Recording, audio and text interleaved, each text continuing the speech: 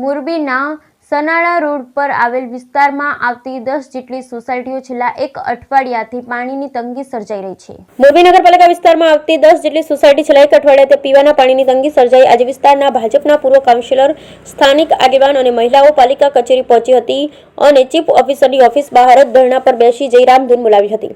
મોરબી શહેર વિસ્તારની Bharatnagar, Nidhi park, Patelnagar, Vaibhavnagar, Patel park, PG clock, Shivam society અને ઇન્દિરાનગર સહિત 10 જેટલી સોસાયટીમાં પાણી નહીં આપતા સ્થાનિકોની હાલત કફોડી બની છે, જેથી કરી આજે વિસ્તારના ભાજપના પૂર્વ કાઉન્સિલર, સ્થાનિક આગેવાનો અને મહિલા પાલિકા કચેરી ખાતે પહોંચી હતી અને ચીફ ઓફિસરની ઓફિસ બહાર જ ધરણા પર બેસી જઈ રામધૂન બોલાવી જ્યાં સુધી ચીફ ઓફિસર તેની રજૂઆત સાંભળી પીવાના પાણી વહેલી તકે આપવાની ખાતરી નહીં આપે ત્યાં સુધી ઊભા નહીં થવાની જીદ પકડી હતી। જોકે ત્યારબાદ હાજર અધિકારી દ્વારા પાણીની પાઇપલાઇનમાં પૂરતા પ્રેશરથી પાણી વિતરણ કરી અને સોસાયટીઓમાં પૂરતા પાણીની વ્યવસ્થા ગોઠવવામાં આવશે તેવી ખાતરી આપી હતી। ચીફ ઓફિસરને અગાઉ રજૂઆત કરવામાં આવી હોવા છતાં નક્કર પગલાં લેવામાં આવ્યા છે। અગાઉ મેઇન લાઇન તૂટી ગઈ હતી અને તેને રિપેર કરવામાં આવી, પરંતુ પૂરતું પ્રેશર ન હોવાથી તેમના વિસ્તાર સુધી પાણી મળી રહ્યું નથી।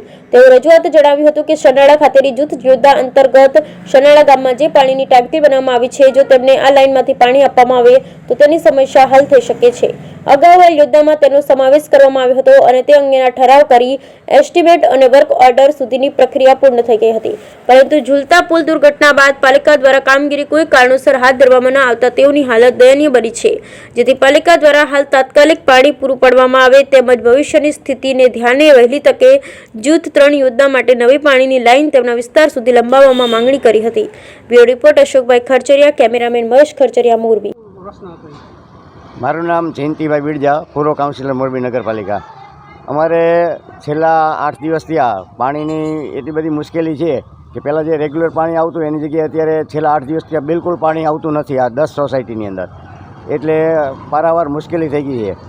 અમારે આ શ્રીજી પાર્ક, વૈભવનગર, પટેલ કોલોની, રામનગર અને શિવમ સોસાયટી અને ચિત્રાનગર આ બધી સોસાયટીમાં 10 સોસાયટીમાં આજે છેલ્લા 8 દિવસથી પાણી નથી આવતું, જેના કારણે અમે મોરબી નગરપાલિકા ચીફ ઓફિસરને લેખિતમાં પણ રજૂઆત કરેલી, પણ અમારું લક્ષ્ય લેવામાં આવેલ નથી।